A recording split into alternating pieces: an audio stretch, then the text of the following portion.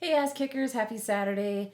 It's me, Amanda Gold, and I'm a life coach, and I'm talking on a theme every month, every Saturday of every month.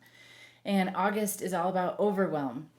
So if you didn't catch the first video, check that out. I'm breaking this down how to deal with overwhelm. A lot of you all are struggling with it, and I'm here to help. I used to struggle with it as well.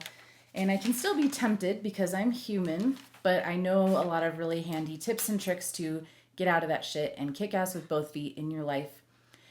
And so, yeah, the first thing I talked about last week was just what I was going to go over this month. So, if you're interested in like the structure of this, go check that out. And today I'm here to talk about how overwhelm is actually a feeling and where our feelings come from. If you've been working with me a while, if you've been following my work, you know that I teach and believe and think this is universal truth. This isn't just an idea I had. A lot of people teach this in different ways, but our thoughts cause our feelings every time, no exception. Not circumstances, not things outside of us, not other people, not situations, not events. It's always our thought about those things, thoughts about our life that cause feelings in our bodies, our emotions. Those fuel our actions or our inactions, which then create the results that we have in our lives or that we don't have, and the ones that we wish we did have but don't. We can pull this apart and piece it together in ways that serve, and we start by looking at the ones that don't serve. And I think feeling overwhelmed is indulgent and unhelpful and unproductive. And so I want to help you get out of it because, in my experience, too, it's not only unhelpful, but it's really uncomfortable. And when I start to think and believe that I'm overwhelmed, it feels like shit. And I feel panicky and anxious. And I don't get a lot done from that place. That's when I start to feel like I'm spinning my wheels, or I freeze up, or I just need to go check out and numb and distract myself because I can't even deal with my schedule because I'm so busy and so overwhelmed. So if you can relate to this, hang in here, and I'm going to give you some tricks and tips about how to get out of this. So my first recommendation is always to just be open to this idea that overwhelm isn't a fact. Your life isn't inherently more overwhelming than anyone else's. Stay with me. It's your thinking about it, truly. The good news about that, to at least being open to entertaining that idea, if that's news to you, is that if you buy into that, and you should, it's true, but don't just take my word for it. Go try it for yourself. Experience that for yourself. Learn how it's true for you. But once you experience this and accept it and buy into it, then you take all your power back because you can change what you're thinking so you can change how you feel, which really means you can change your whole life for the better. So whenever you're stuck in overwhelm, you can remember that this is a thought I'm having that's making this feel overwhelming. Now, the thought might be, I'm so overwhelmed, I'm so busy, I have too much to do. It can be a variety of something like that. And then the feeling might be something like panic, anxious, frozen. Think about how it shows up for you. For me, I've also decided that overwhelmed is a feeling, and the thoughts that I have are things like I have too much to do. I can't get it all done. I have more than I could possibly do in any amount of time. Those thoughts don't serve, and they might seem very true. You might have a to-do list like I did when I was a social worker that was very, very, very, very long, and there was no way that I could knock it all out in even a month of full-time work, let alone a day. And not only was it super long and seemed so daunting and impossible to complete in one day, but it grew like at a very quick rate, faster than I was able to keep up with it. So I felt overwhelmed in that situation a lot. But it's not a fact. It was still my thoughts. I don't care how long your to-do list is. You can choose to think thoughts about it that serve you. You can also take shit off of that list. This takes courage, I think, and a willingness to be really honest with yourself. But so much of what we put on our list is for other people. It's for other roles that we think we should be playing. It's to look a certain way. It's because we've just been conditioned to believe that this is what we want or this is what we have to do. And I'd really encourage you, if you're someone who feels super busy, super overwhelmed, super put upon, and you do have a to-do list of things that's just kind of wild and crazy and no one could actually do that stuff in the time that we have, all of us humans having 24 hours, really take a hard look at, like, why are you taking on so much? Why are you not scheduling free time for yourself? what tasks are on your list that you don't actually care about or don't need to get done. So in this step, not only do I want you to stay open to the idea that overwhelm is a feeling, and if you start to look at the thoughts causing that, you can start to shift those as well.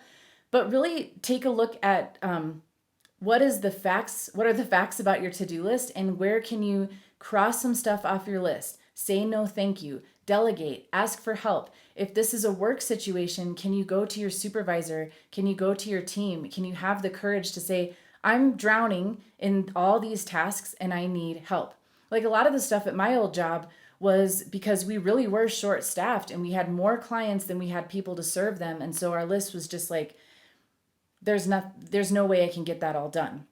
And so that's part of this too, is like, you don't have to carry everything on your shoulders. If you're facing a giant to-do list or an untenable workload, part of how you can feel better about it is just not agreeing to take all that on. And this takes courage as well, because so many people are caught up in the cycle of people pleasing, and they say they'll feel guilty if they don't get it all done. Again, in the social work example, I know I was prone to a lot of guilt because I really felt like a lot of this stuff was life or death. Like a lot of the things we were working on were housing people who'd been chronically homeless or helping them get to medical appointments. And as important and good as that work was, it still wasn't my responsibility to take care of these people and make sure they survived. I mean, it was in one sense, but on the other hand, they were humans who'd been living a life for many years, and it wasn't all on me to fix their lives. So I would challenge you to look at where you're kind of taking on too much in your life and thinking, no, I have to get this all done. It's really very important. If it's for your family, your kids, your church, your community, your job, notice the stories you're telling about your role in it. And this can be kind of humbling to say, actually, it's not all up to me, and I don't have to be the martyr, and I don't have to be the savior. And I literally can't do all these things. And I'm going to go ahead and let myself off the hook and give myself permission to admit that I can't do all these things, and it shouldn't be expected of me either. And I can let that expectation of myself go.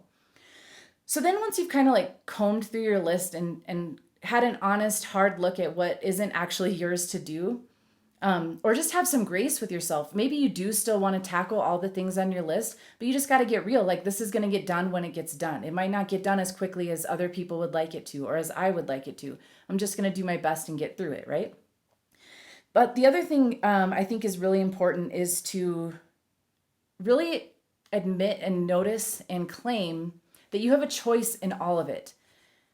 And some of you are going to resist this. And in fact, if this is triggering or challenging for you, I think you have the most to look at here. That's how I've noticed in my life, is when I get defensive about something, it tends to be truer for me. So don't run away if that was hard to hear, but really just play with the idea. Just invite it in and just see what it would feel like if all the things you're telling yourself you have to do, like, I have to take care of my kids, I have to be at this meeting, I have to go to work, I have to pay this bill. You're choosing to. I don't care how important or heavy or big it feels. Really just let it be a gift to admit that this is a choice. It feels better. You probably are the kind of person that wants to take care of their kids, and that's great. I'm not saying like don't take care of your kids, but realizing that that still is a choice. It's not just some heavy burden. And there are people who don't take care of their kids, and there are people who say fuck it to their jobs and don't perform, don't show up to their appointments. You could choose to be that kind of a person, and you're not. So, just there's something about taking your power back when you remember that everything you're doing, everything you're telling yourself you have to do, when you remember like, oh no, I'm actually choosing to go to this job. I'm choosing to love my children and pick them up from daycare or whatever you're doing. Claim that power back and remember you always have a choice. And then from there, when you remember that this is a choice and I'm choosing to do this, you can do it with a better attitude. You can do it from a freer sense. You're not just some person who's getting pushed around and has to do all these things. That's a very victim-y place to live, and I want to help you out of that as quickly as possible. All right, so now you have gotten some stuff off your list. You've remembered everything's a choice. You've claimed back, you've taken back some of your power around like, okay, I am choosing to do this, or I'm choosing to just get this done when I can. Now, how do you manage what's actually left on your plate, what you've chosen to do?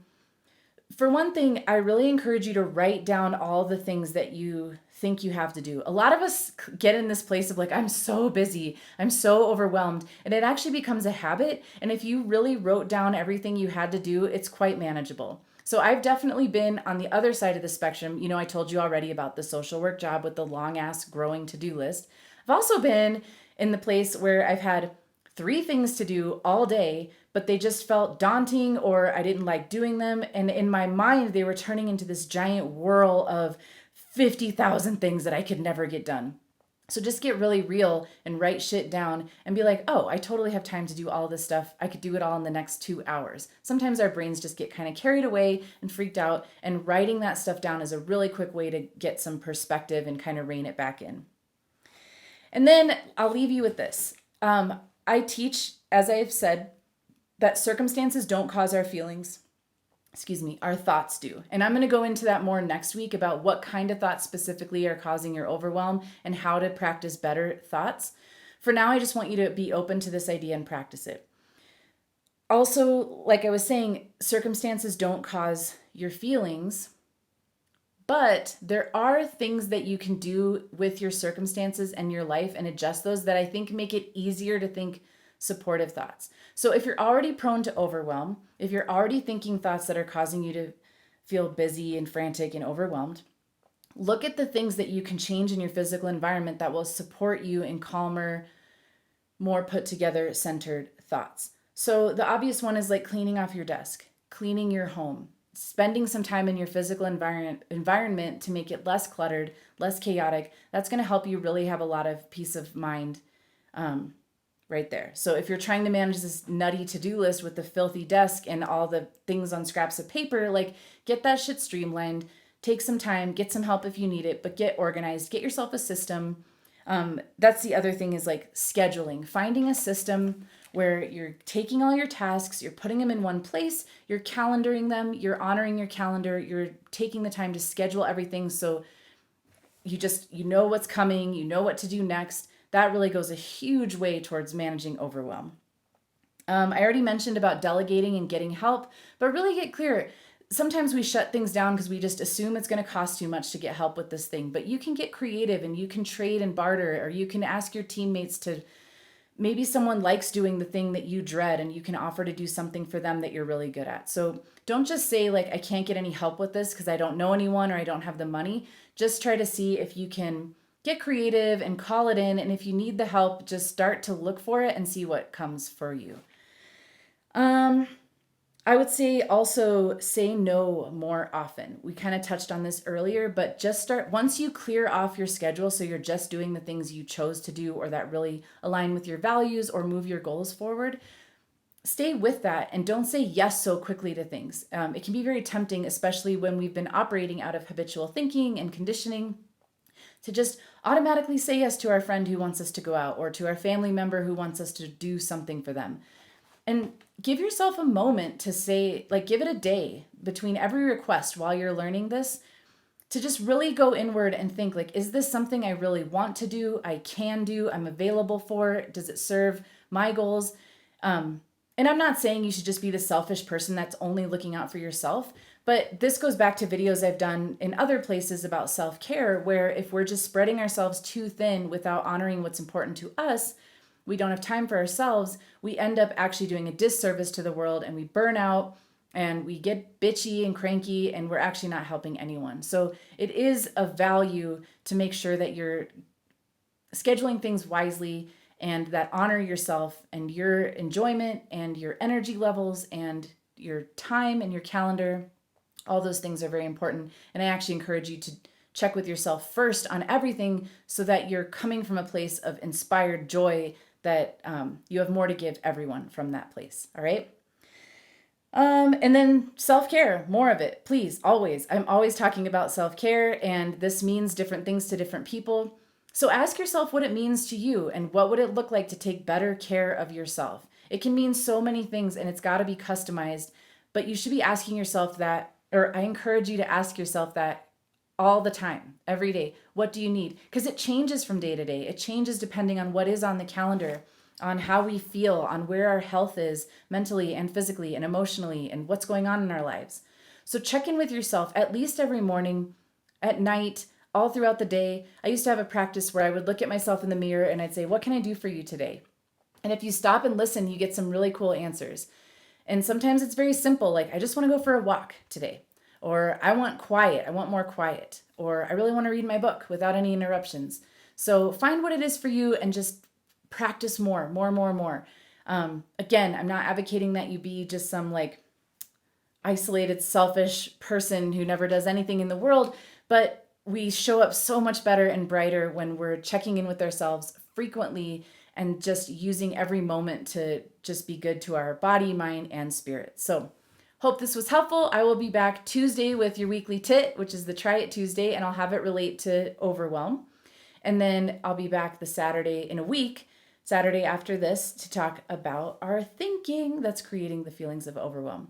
But watch this video, practice these principles, and go see how it helps, and then come back and learn more. All right, take care. Oh, hey, you can work with me one-on-one. I'm a coach. If you need more help, if you want to know more, if you want someone to walk you through this, if this is resonating, it's free to set up a consultation, and I would love to talk to you more about this stuff and about how coaching can help you. So shoot me an email at kickasswithbothfeet@gmail.com if you're interested. And there was something else. Oh, you can also find out more about this work. If you're a woman, you can join my private Facebook group. It's Two-Footed Ass Kickers. And I'd love to have you. And that's two spelled out TWO. So go check that out. Go take care of yourself. Have an amazing weekend, and I'll see you next time. Bye.